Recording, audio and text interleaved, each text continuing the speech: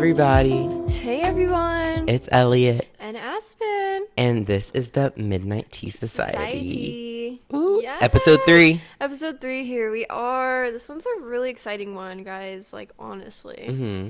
And we're recording on a very exciting day because Today we saw Teresa Caputo Caputo live. The Experience.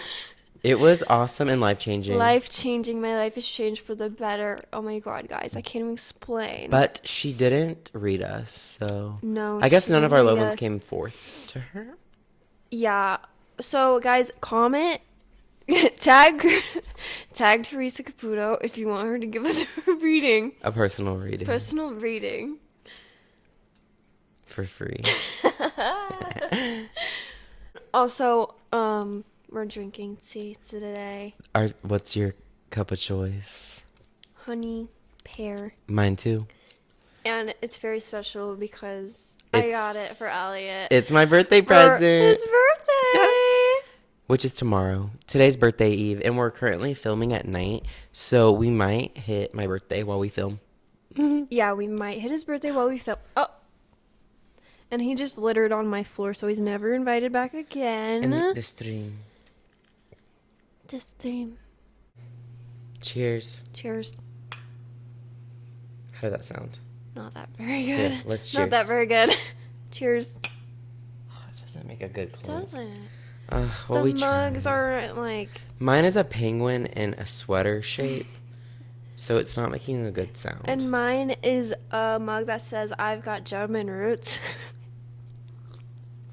Is that true? It's true. This tea's pretty good. My grandmother, my Oma got it for me. Oh my. All right, guys, let's get down to business. Tonight, we're going to be talking about the mysterious disappearances that happen in the Bennington Triangle. Ooh. Ooh. Where does that take place? Well, if you're from the south like me and Elliot, you may have never heard of the Bennington Triangle. I haven't. However, if you go up north, the locals will tell you this stretch of wilderness is not something to be messed with. It's like North Appalachia. It's like Appalachia for the north. Is Appalachia in Vermont? I don't know. I don't think it's Appalachia. Now, the Bennington Triangle is an area in southwestern Vermont shaped like a triangle. Have you heard of it? I've never heard of it. Think of the Bermuda Triangle, but... Sorry. Stop! Think of the Bermuda Triangle, but on land. And beautiful? Question mark? Question mark? The Bennington Triangle is located in a town called Glastonbury. And I also just confirmed that it's not in Appalachia. By the way. Thank you, Elliot. Glastonbury, which was first chartered in 1761 by New Hampshire Governor Benning Wentworth. However, since the terrain of this mountainous area was so difficult for settlers to reach, it took years for anyone to actually live there. Historically, fewer than 10 residents lived there, and to this day, Glastonbury is still considered the least populated town in Vermont. I want to live there. So, like, no one freaking lives here, pretty much. What do you think of that? That's kind of spooky. It is spooky. Some call it a ghost town. I'm, like, out of breath. It's like the spirits I am too, because from today. when we got there, I honestly felt like I couldn't really breathe. Really? It was just, like, too overwhelming, all the spirits. Yeah, no, that's what I was thinking. I was like, Why didn't you say anything? I didn't want to freak anyone out. Anyone? Me? I didn't want Teresa to be scared of the energy that was emitting off of me. Exactly. And she was. That's why she literally... She bolted past us. Bolted past us. She was like, no. But she looked fabulous doing it. Oh my god, her dress. It was so pretty. Beautiful. Maybe we can find a photo, and we can put it. We can include it in the Instagram post. Yeah. Sorry, but like no photos were allowed, so we didn't get any photos from today. So, Glastonbury is covered in beautiful wooded landscape and centered around Glastonbury Mountain. But don't let the looks fool ya. People report feelings of being watched, eerie silence, which is weird because in woods you would think there's a lot of wildlife, right? And they also report random sudden fog. That's spooky. I don't know if that's true, but I thought it was a little funny. This may sound like a cheesy CW show, which honestly, someone should pick these stories up because this is about to get crazy. Anyway, this area is said to be dangerously cursed by indigenous groups, and tonight we will talk about why the locals say this. Okay, let's get into the souls that walked into these woods and were never seen again. Ooh, that's scary. Spooky. And sad. It's kind of sad. No, it's actually really sad. It's really sad. Okay, our first story begins with someone who knew these woods and knew them well. His name was Mitty Rivers. Mitty was a 74-year-old experienced hiker and hunter and was living in Bennington for years. This guy was a local, the local. He spent a lot of his time at his son-in-law's hunting camp on the Long Trail, which is a huge hiking trail running along the entire length of Vermont. Remember how I spoke about the terrain being pretty dangerous? Well, this old man knew how to walk these trails like the back of his hand. If anyone knew how to survive in these woods, it would be him. This was no sweat to him. However, one day, on November 12th, 1945, Mitty Rivers was guiding a small group of hunters with his son-in-law near Glastonbury Mountain back to camp. It was around 4 p.m. when suddenly Rivers disappeared. He wasn't far ahead of the group, so they continued to camp. Maybe he was there. But he wasn't. Where was he? He never showed up to camp that night. The group searched that Monday night for Mitty, to no avail. They went to the police, and the next day a score of men were gathered to search. They combed the area from 3 p.m. to 10 o'clock on Tuesday afternoon and found nothing. So you're telling me this extremely experienced wilderness man just disappeared in broad daylight? Weird, right? Very. You might think one disappearance is weird. Well, how about another? That seems impossible. Even. Impossible, right? Yeah. I'd be questioning Joke's things. on you. Paula Jean Weldon. She was an intelligent, independent 18-year-old sophomore at Bennington College. I love that name, Paula. Paula. Paula Jean. I love Paula. On December 1st, 1946. I thought I put something about how it was only like a year after Mitty disappeared. Anyway, on December 1st, 1946, Paula left the campus in the early afternoon in her red coat, jeans, and tennis shoes. She was heading toward the Long Trail. A local man saw her walking along the road and decided to give her a ride, dropping her off just 2 miles west of the Long Trail, which was her destination. So she could hike. That's very scary. This was one of the last men to ever see Paula Jean Weldon. Many other witnesses claimed to have seen her walking the trail, including someone who gave her directions. They reported seeing nothing unusual, just a calm, young woman walking alone, until one couple reported she was just ahead of us, walking around a curve in the trail. When we reached the same spot, she was gone. No side trails, no sounds. When Paula failed to attend class the next morning, an extensive search was conducted, which even included the FBI and a $5,000 reward for any information about her disappearance. Server. Paula Jean was never seen again, disappearing only 2 miles south from where Mitty Rivers disappeared. That's really weird. Isn't that weird? I feel like I have theories. Well, let's hear them. I feel like they fell into like a hole or something in the earth. Okay, that was one of the first theories for Mitty because he was older. And so they thought maybe he just fell and like they couldn't find him. Mm-hmm. And they did say like in a hole. Really? Yeah. But like they had like so many men go to look for him. And they didn't find any holes. Don't you think they would find something? And he was on the trail, He didn't go in off front of trail. them. That's weird. He wouldn't go off trail. Why would he? And also, guys, I'm gonna include some like newspaper clippings from like the 1940s about this. So if you want to give it a look, see on the YouTube. I was gonna say, what if Paula Jean never even made it to the trail?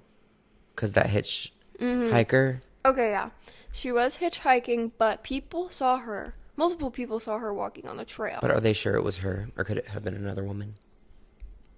It Was could that have confirmed? been, but people spoke to her. I don't know. And this is a small town. Like, Okay. don't you know? Like, don't you think? I guess because they only have like 10 people in town, they would know each other. Yeah, I don't know.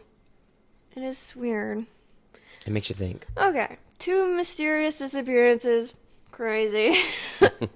But how about another? Are you serious? I'm so serious. Something's going on in Bennington Triangle. Okay, I debated on like talking about this one because it wasn't really like in the woods or anything. Mm-hmm. But I'm still going to mention it because it is kind of weird. There was another disappearance of a war veteran on December 1st, which is weird because if you remember, that's the day Paula Jean disappeared. Mm-hmm. She disappeared on December 1st, but this was 3 years later in 1949. However, when I was researching it, it seemed like he was mentally ill and also didn't technically go missing in Bennington, but 70 miles north in a village called Brandon. However, I do think it is important to note that no evidence of a body or anything was left behind. That's the weirdest part about all of them. No one ever got found. Nothing about them. No clothes, no nothing. No hair, no evidence at all. No footprint. That's really weird.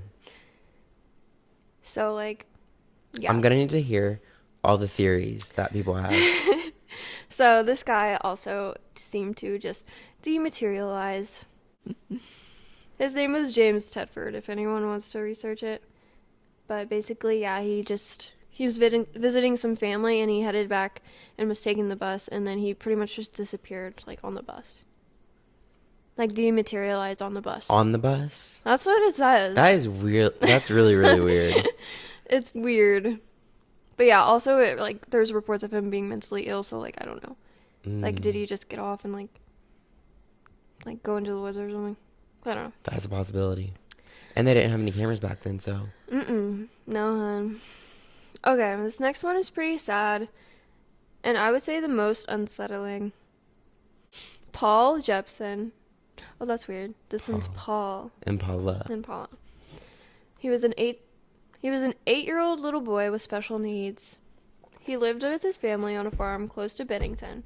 Paul was a quiet, shy boy. However, on October 12, 1950, when Paul was helping his mother with farm chores, he vanished. Paul and his mother were at a dump where they kept their pigs. I don't know what that means, like a... A dump where they got their pigs. Yeah. Maybe it was like a farm that also just had a dump. I don't Maybe, really like in know. the Lovely Bones, how they had that like sinkhole that they all dump trash in. Yeah. It And was, they like, just on a kept their farm. pigs there? Yeah. Yeah. Well, yeah, that's what the thing said, a dump. Anyway, they were at that dump when his mother left him unattended in the truck for about 30 minutes. Which nowadays is like a big no-no. Don't leave your kids in the car. Please. It was around 4 p.m. when she returned to the vehicle, and the horror set in. Her boy was gone. Authorities combed the surrounding woods. To their avail, a bloodhound caught Jepson's scent trail, which led them to a road by the mountains. But the scent suddenly vanished. No wandering path, no sign that he kept moving, nothing. There were many theories of what happened to Paul. His own father even theorized that a driver may have struck him and taken his body from the scene. Oh my gosh. Because the scent trail, like, led them to a road. Mm-hmm. So they're thinking, like, maybe he tried to cross it and someone hit him and they just, like, grabbed his body. I would assume that he got kidnapped before I would think that. Yeah, that's also another theory, that he got kidnapped. But And they never saw him again? They never saw him again. There were theories that he was also being drawn to the woods, I could see that. which is spooky. Like what was drawing him to Something's the going on in woods. the woods. Something is going on in the woods. Authorities even stated they may have overlooked him when they were combing the woods, as he was wearing tan clothing, which could have blended into the surrounding forest. Well, then they didn't look very good. Because, That's what I'm saying. like, are you serious? But also, it's 1950. Like, they just didn't give a fuck back then. They didn't know anything about anything. Idiots. Fools. Okay, this last one is about another experienced hiker and outdoors woman. Frida Langer was 53 years old and was on a hiking trip with her husband and cousin, who were also extremely skilled hunters and hikers. While hiking the morning of October 28, 1950, Frida slipped into a stream. She told her family that she was going back to camp to change her clothes, as she was soaking wet and couldn't continue the hike like that. Frida told her husband and cousin that she intended to take a shortcut, so they waited for her to come back, except she never did.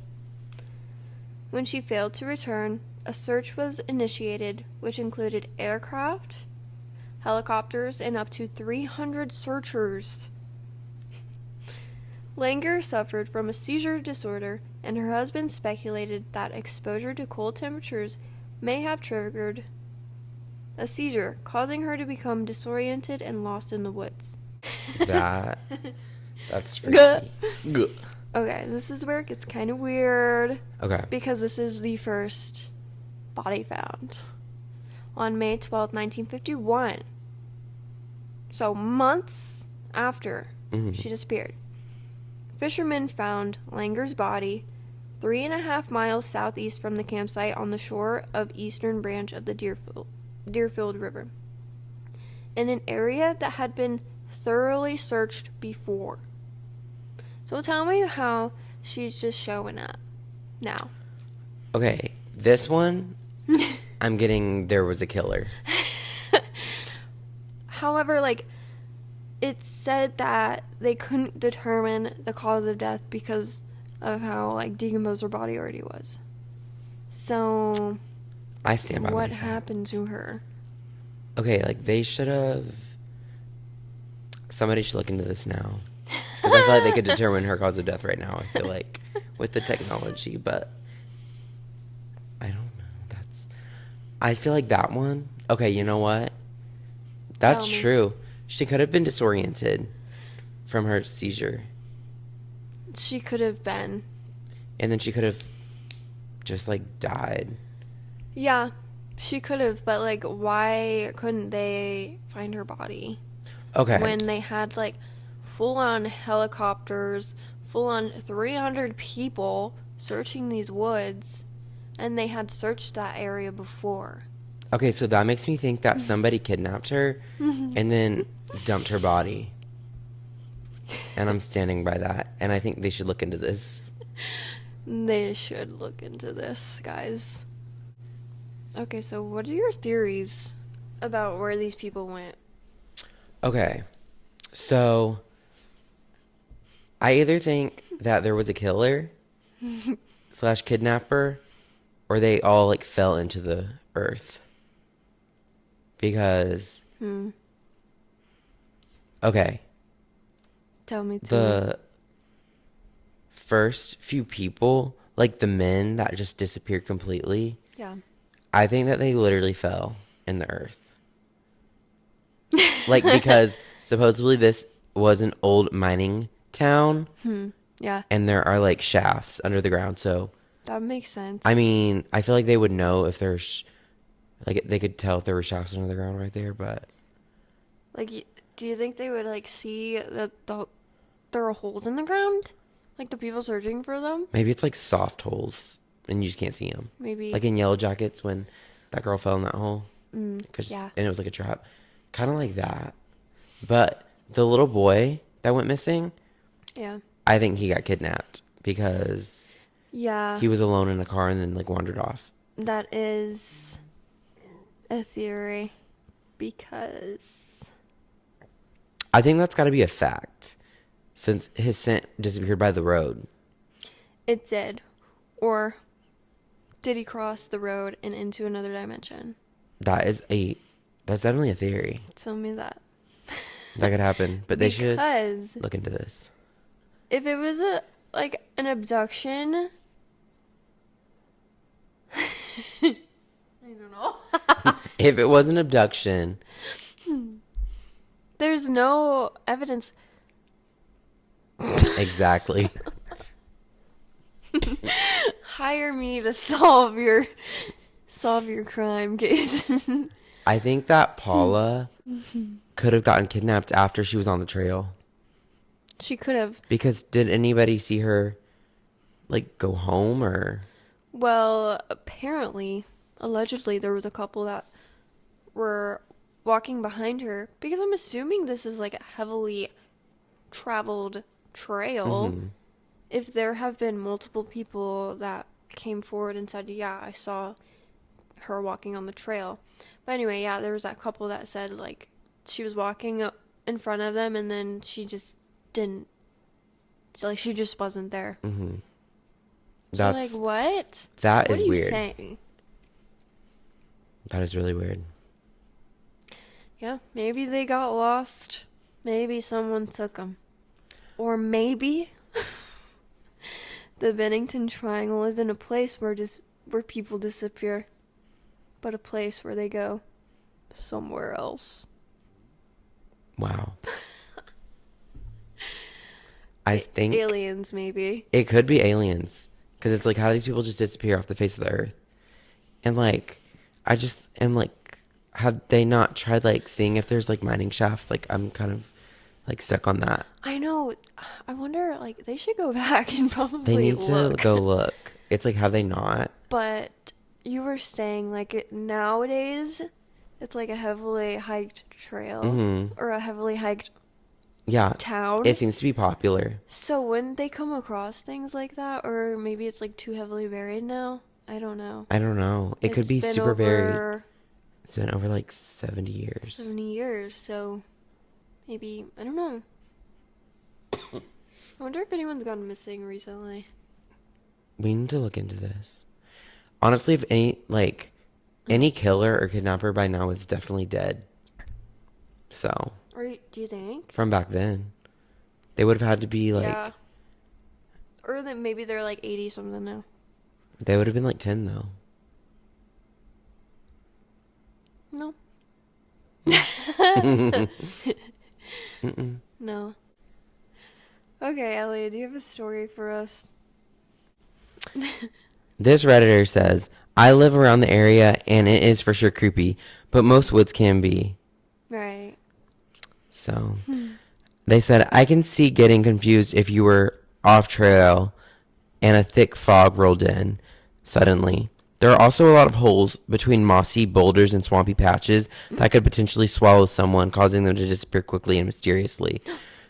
Oh my Right? God. That's the only thing I can think that might make this area more prone to disappearances. It is also kind of the first big wilds, i.e. more or less endless woods you get coming from Boston or NYC. So maybe more traffic over the years as well. So that kind of just like goes to show, like, I really do think that Sorry. I really think that it has something to do with like the land. It's Honey, like, the land. Honey, the land. Honey, the land is weird. Honey, the land is broken because of the mining. So, honey, there's a kidnapper and the land. Honestly, like, maybe they were kidnapped and then put in a hole like that. I believe it. So they were never found. And that's what I believe about the last woman that we talked about, Frida. I believe that she was kidnapped. I really do, and I believe that her body got dumped there because that really makes no sense. Yeah. Unless like she 'Cause, like, fell how into did a hole. she just show up? Yeah, unless like she fell into a hole and the hole is somehow connected to like the water. The stream, yeah. Maybe. That could be. But it's like, why aren't they investigating this? Like, They're just seeing like, if there's like, they just literally don't care. They Like, don't care. I want to go there and do my own investigation and find Yeah. justice for these families. No, literally, these are literally like cold cases. Like no one knows what happened to these people. Isn't that Like, to this weird? day. Yeah, to this day. Literally 80 plus years later. Yeah. So, yeah, just stick to the trail. Yeah. Don't go hiking alone. Mm-mm. And don't go ahead of your group. Mm-mm. Because you might not come back. Mm-mm. Just Don't. saying. Hey, true story. True story.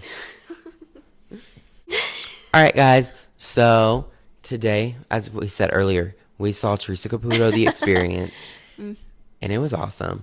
It was truly an experience. Guys, it was girls afternoon out. Like, we Went to the Cheesecake went Factory. to the Cheesecake Factory. We talked about our Teresa Caputo experience. Live the experience. And yeah, it was just so fun. And we discussed like some of the readings that happened there. Yeah. It was a lot. It was a very long show. It was over 2 hours, and honestly, you get your money's worth because honestly, like I was getting like restless leg syndrome there. Me too. I was like, okay, time's up. And like, I'm ready. Yeah. Yeah. But then at the end, like she came towards us, Yeah. but she passed us. No, and I was like, oh my god, okay, this is our time. I thought Like, so. we're gonna get a reading. I thought, especially Elliot, because his birthday is tomorrow. And I was in the So, aisle, so Yeah. And so I'm like, okay, yeah, he's gonna get a reading, obviously.